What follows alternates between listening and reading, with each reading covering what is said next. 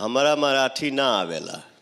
चाहे जो हो जाए मर जाऊंगा लेकिन नमस्कार दोस्तों, पवन सिंह को लेकर के बाबा खान ने जिस तरह से अपना बयान दिया है दोस्तों, ये कहीं तक उचित नहीं है। जहां दोस्तों आप लोगों को बता दें, महाराष्ट्र में भाषा को लेकर के विवाद रोकने का नाम नहीं ले रहा है।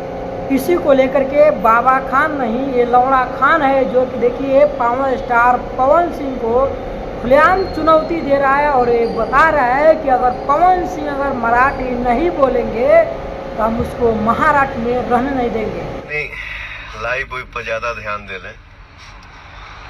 और ये काफी गैप भी हो गया था इंस्टा पे पोस्ट करने में, रील बनाने में, अपने स्टूडियो में बैठ के डिलीट करने में या- टेक्निकल स्ट्रॉन्ग ऐसा लग रहा है इस वीडियो से जैसे कि बाबा खान के बाप दादा का बपौती महाराष्ट्र है।